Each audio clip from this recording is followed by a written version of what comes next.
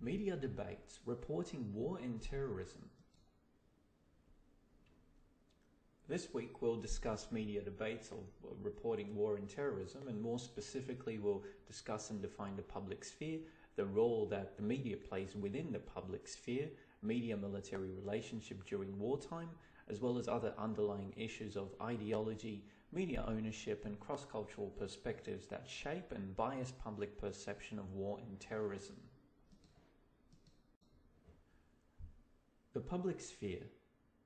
Mikolic describes the public sphere as a metaphor for the dimension of our social life, where we come together to share our opinions, discuss topics of general interest, and express our views without fear of coercion.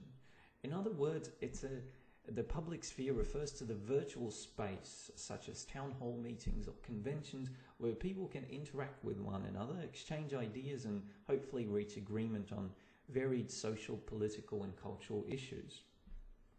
Mikolic also is careful to draw a distinction between the public sphere and the media, stipulating that the media is a fragment contained within the public sphere. That is, the media operates as a medium to help circulate information to millions of people concerning the running of their society and other topics of general interest. Consequently, people interact with one another regarding news stories they hear through the media, through email groups, Facebook, at work, other social settings, and in turn the media is continuously influenced on how and what they report when people write letters to magazines, switch channels due to disagreement, or express their opinion on talkback radio stations. As such, the media plays a central role in the public sphere. With the rise of more open political government systems committed to democracy, media has become a means for exercising transparency within politics and other social institutions. In this view, it allows a widespread access to free, open information regarding social events which may not have been otherwise accessible to citizens living in densely populated countries. Media-military relationship during war. Reporting and documenting of war can be traced back to ancient times. But in particular, this last century, we are left with many different ideas and concepts on how war ought to be reported.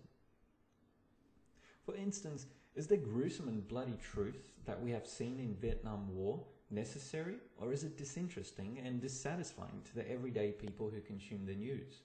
The media and the military have a long and twisted relationship when it comes to reporting on war and terrorism. The term yellow journalism was created in 1898 during the Spanish-American War and was used to describe intentionally misleading news or propaganda.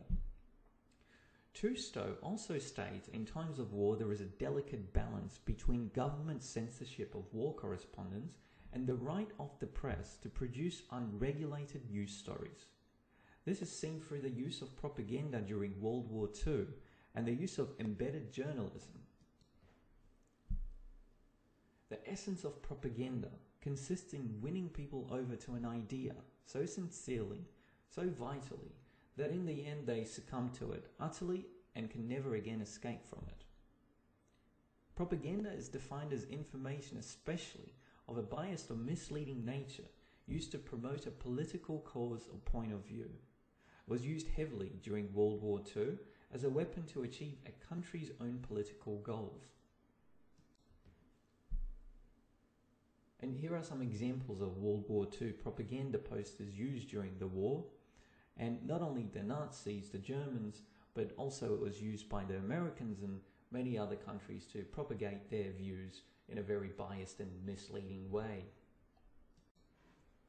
Embedded journalism refers to the practice of placing journalists within and under the control of one side military during an armed conflict, and it is an American term designed by the Pentagon in order to effectively and efficiently relay the factual story or the story that the government wants to be reported, and was used most recently during the First, Second Gulf War as well as the Afghani War. And there are both advantages and disadvantages of embedded journalism. For example, one of the advantages is that while journalists are reporting in a war area, they are more protected by the military. For instance, in 2007, 2 independent journalists were killed in Iraq by US forces when the pilot of a helicopter gunship accidentally mistook their camera for a rocket-propelled grenade launcher. On the other hand, Mateusz's paper explains that many disadvantages that happen with embedded journalism. He states, war correspondence is particularly conducive to censorship, not only because it exposes the predominantly naive American public to the brutality and ruthlessness of war, but also because of the families of soldiers that have a right to learn of their loved one's death in a respectful, tactful, and formal way. This creates the embedded journalist to self-censorship. Self-censorship is defined as the exercising of control over what one says and does, especially to avoid criticism. Embedded journalists self-censor their work for reasons such as being biased towards the soldiers they live with, or that they find some things to be too gruesome to report and publish. The underlying ideologies have a significant effect on the final published version of any event as well. The general public like to believe they are receiving an overall report, an objective report on how an event is published. But are they? In all journalism, there are 3 types of underlying biases: reader response bias, editorial bias, and sacrificial bias. And let's have a closer look at each one of them. The ownership of our media sources creates yet another question mark over the issues of receiving unbiased reports of war and terrorism.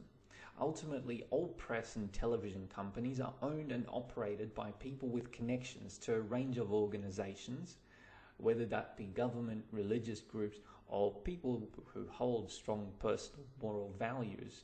We do have to be honest in viewing this, that no editor is going to publish or produce controversial articles if it is not going to coincide with management views or beliefs.